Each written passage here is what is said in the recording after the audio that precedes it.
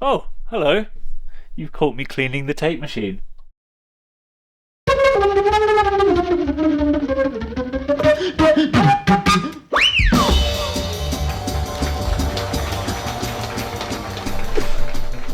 This is a wonderful Studer C37 quarter-inch machine. And we're just wiping the heads down with rubbing alcohol, getting ready for the next tape session.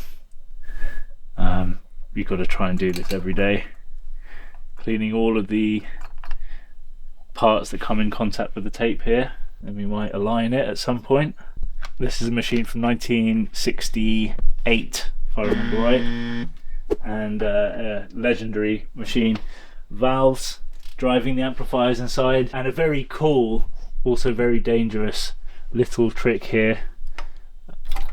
It's got this built-in tape splicer, little man inside there with a giant pair of scissors that comes and chops your tape whenever you ring his bell. So yeah, lovely machine. We also have a mono head, full face mono head here. There's currently a stereo butterfly head on there, which is great. But yeah, this has got such a beautiful, clean, detailed sound. It really makes things sound like they're in the room with you, which is quite astonishing.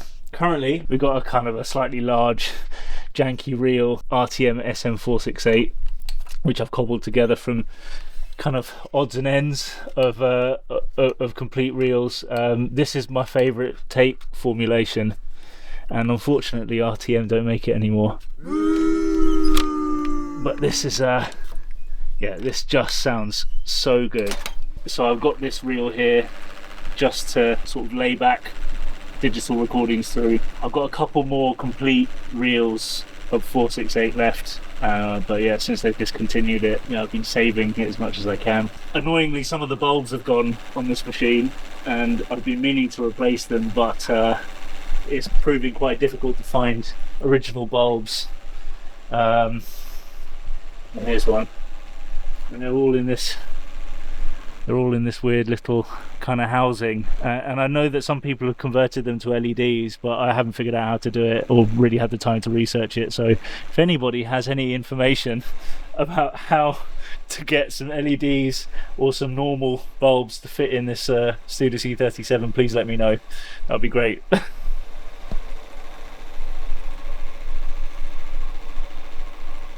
We had the counter disabled just because it made a really annoying noise over here. The machine next to it, the Studer H37, this counter works really nicely. This is the sort of bigger sibling of the Studer C37. So the H37 is a half-inch machine with an interchangeable 3-track or 4-track head. Super rare. Right, let me stop this tape for now. Alright. So yeah, the H37 is very, very rare indeed. I think they only made 12 ever, and this one and the one in the Studer Museum, and there's one at the Daptones studio. I think they're the only ones in original condition. I think the rest of them have been gutted for parts or turned into stereo machines, but there's very few 3-track or 4-track H37s left in the world. It was made for the quadraphonic era, which is like early surround sound, and that didn't really last. And I think the 3-track was made, correct me if I'm wrong, but the 3-track was made for syncing with film, like a film projector. So you had like a stereo, 2 audio tracks, and then a track which could sync with a projector. But also you had these legendary sort of 3-track masters or 3-track recordings, early stereo, which this could play back. So sort of like a hard left, hard right, and center channel of audio. That's kind of cool.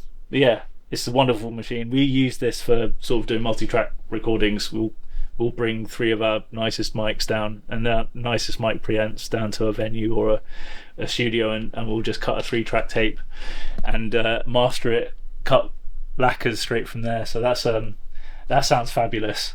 I recommend listening to Abdullah Ibrahim 3, his album called 3, which came out a couple of years ago. That was recorded in a similar fashion to how I just described. Then there's this tape machine here, the Philips EL3501 or Pro 51, and this is another 1/4" machine. This uses instead of valves driving the amplifiers, it's got germanium transistors. This is from 1968, and it does 15 and 30 inches a second speed, and it sounds like massive, punchy, and it is much heavier sounding machine than the Studer.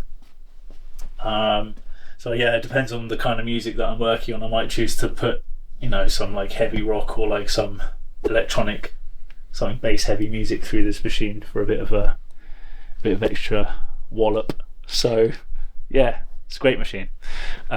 Absolute pain in the arse to work on though, because you have to, like, in order to get to any one part, you have to disassemble the whole machine, and then every single wire inside is black and isn't labelled easily, so yeah, it makes it a real pain to work on.